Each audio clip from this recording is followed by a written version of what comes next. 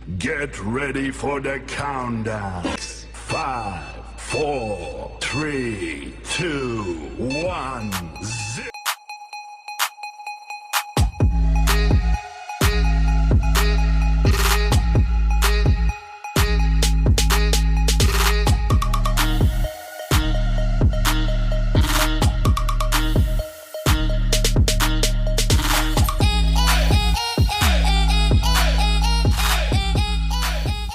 Selanjutnya adalah dilakukan pembuatan suspensi 100%. Nah, tabung yang akan digunakan itu dilabeli terlebih dahulu. Kita ambil 8 tetes sel darah merah dari pasien. Kemudian masukkan ke dalam tabung reaksi.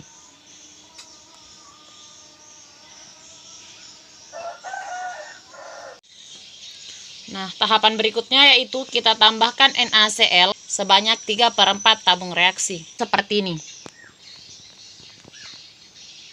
Lalu kita homogenkan.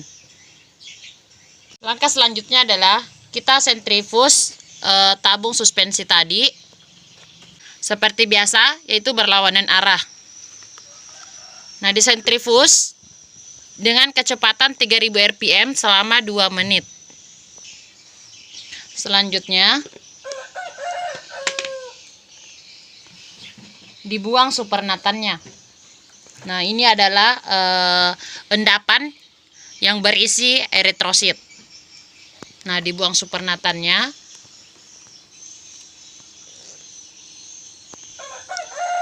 Ini adalah sisa endapan yang berisi eritrosit. Nah, proses pencucian ini dengan menggunakan NaCl dilakukan sebanyak 3 kali. Langkah berikutnya yaitu dilakukan pembuatan suspensi eritrosit pasien 5% dan juga suspensi donor 5%. Nah, cara pembuatannya yaitu ditambahkan 100 mikroliter NaCl atau salin 0,9%.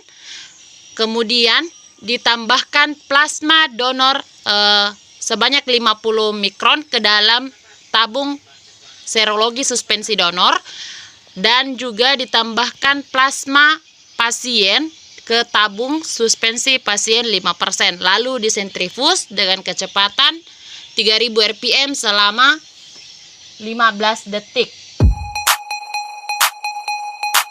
Itu diberi label pada masing-masing tabung serologi, yaitu ada tabung minor, tabung mayor, dan juga ada tabung khusus autokontrol.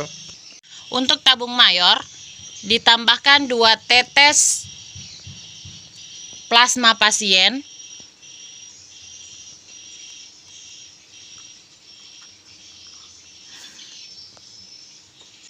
lalu tambahkan 1 tetes suspensi sel darah merah donor 1 tetes. Terus homogenkan. Selanjutnya untuk tabung minor ditambahkan 2 tetes plasma donor. Kemudian 1 tetes sel darah merah pasien.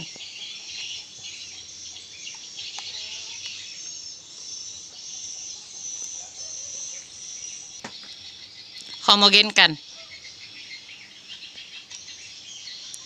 Sedangkan untuk tabung autokontrol ditambahkan 2 tetes plasma pasien,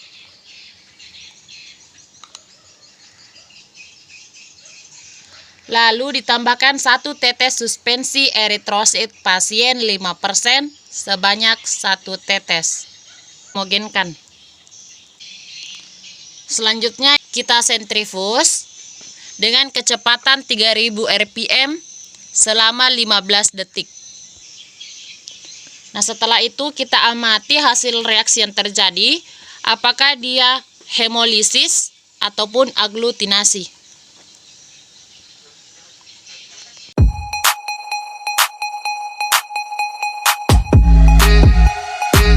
Kemudian tahapan selanjutnya adalah tahapan atau fase 2, yaitu fase inkubasi.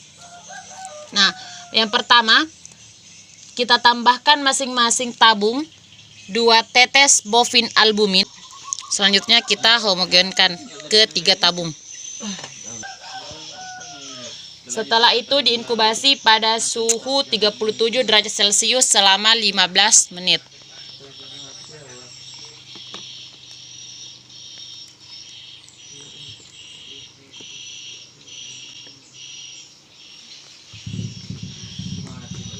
Nah, selanjutnya disentrifus dengan kecepatan 3000 rpm selama 15 detik. Nah, setelah itu kita amati hasil reaksi yang terjadi, apakah dia hemolisis ataupun aglutinasi.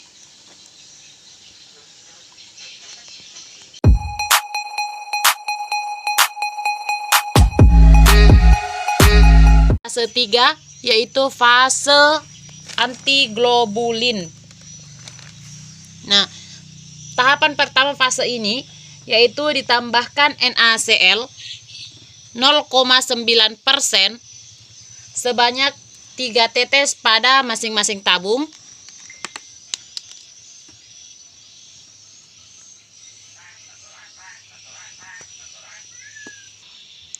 Setelah itu dilakukan pencucian sebanyak 3 kali pada masing-masing tabung.